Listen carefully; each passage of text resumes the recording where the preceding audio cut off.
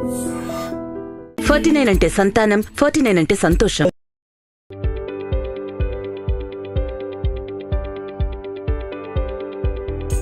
నమస్తే, welcome to I dream. రాత్రికి రాత్రే కోటీశ్వరులు అయిపోతే ఆ వ్యక్తికి ఏ లాటరీలోనో జాక్పాట్ తగిలిందిలే అనుకుంటాం. కానీ తొలకరి వర్షం ఓ రైతును ఓవర్ నైట్ లో కోటీశ్వరుని చేసింది. అవును, మీరు విన్నది నిజమే. వర్షం ఏంటి, కోటీశ్వరుడేంటి, అసలు ఏంటి కన్ఫ్యూజన్ అనుకుంటున్నారా? అయితే ఈ స్టోరీ మొత్తం చూడండి, అసలు విషయం ఏంటో మీకే అర్థమవుతుంది.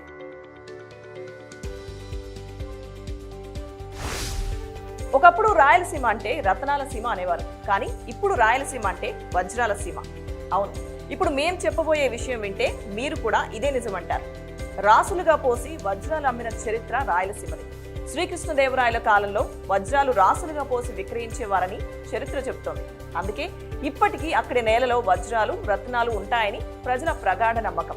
ముఖ్యంగా అనంతపురం, కర్నూలు జిల్లాల సరిహద్దుల్లో విలువైన వజ్రాలు దాగున్నాయని చెబుతున్నారు. తొలకరి చినుకులు పడితే ఇక్కడి నేలలపై పంటలు పండుతాయో లేదో కానీ వజ్రాలు మాత్రం పండుతాయని రాయలసీమ వాసుల నమ్మకం. అందుకే వాన పడినప్పుడల్లా ఇక్కడి ప్రజలు వజ్రాన్వేషణలో మునిగిపోతారు.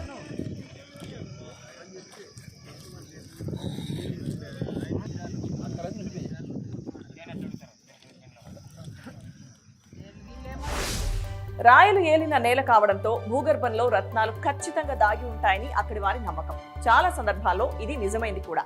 అనేక సార్లు అక్కడి నేలలో వజ్రాలు, రత్నాలు లభ్యమయ్యాయి. ఒక లక్కీ స్టోన్ తో లక్ మార్చుకున్న వారు ఎంతో మంది రాయలసీమలో ఉన్నారు. రాత్రికి రాత్రే కోటీశ్వరులైన వారు ఉన్నారు. అందుకే తొలకరి వానలు ప్రారంభమైతే చాలు, సాగు కోసం కాకుండా వజ్రాల వేట సాగిస్తుంటారు అక్కడి రైతన్నలు. కర్నూలు, అనంతపురం సరిహద్దు ప్రాంత రైతులు దుక్కితో నేలను దున్ని నిశితంగా పరిశీలిస్తారు. ఎటువంటి రాయి బయటపడినా వెంటనే వ్యాపారులను ఆశ్రయిస్తారు. తాజాగా కర్నూలు జిల్లా మద్దికెర మండలంలోని బసనేపల్లిలో ఓ రైతుకు ఓ విలువైన వజ్రం లభించింది. పొలం పనులు చేస్తుండగా ఈ విలువైన వజ్రాన్ని గుర్తించాడు ఆ రైతు. విషయం తెలుసుకున్న వ్యాపారులు వజ్రాన్ని కొనేందుకు రైతు ఇంటికి క్యూ కట్టారు. గుత్తికి చెందిన ఓ వ్యాపారి ఈ వజ్రాన్ని కొన్నాడని సమాచారం. ఇంతకీ ఆ రైతుకు దొరికిన రత్నాల రాయి విలువ ఎంతో తెలుసా? అక్షరాల 2 కోట్లు. అవును, మీరు విన్నది నిజమే. ఒక్క స్టోన్ ఆ రైతు లక్ ని మార్చేసింది, ఓవర్ నైట్ కోటీశ్వరుని చేసింది. గతంలోనూ కర్నూలు జిల్లాలో ఎంతో విలువైన వజ్రాలు స్థానికుల తవ్వకాల్లో బయటపడ్డాయి. ఆ వజ్రాలు కోట్ల ధర పలికిన సందర్భాలు ఉన్నాయి. తొలకరి తరువాత చిన్న పెద్ద తేడా లేకుండా వజ్రాల వేట కోసం పొలాల్లో వాలిపోతారు.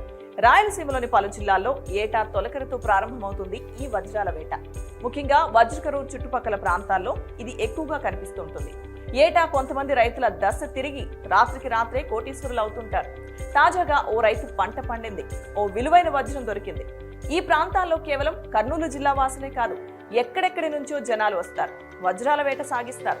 అదృష్టం బాగుంటే కోటీశ్వరులు అవుతూ ఉంటారు. వర్షాకాలం ప్రారంభంలో వజ్రం దొరికిందోచ్ అనే మాటలు రతనాల సీమ, రాయలసీమలో తరచూ వినిపిస్తుంటాయి.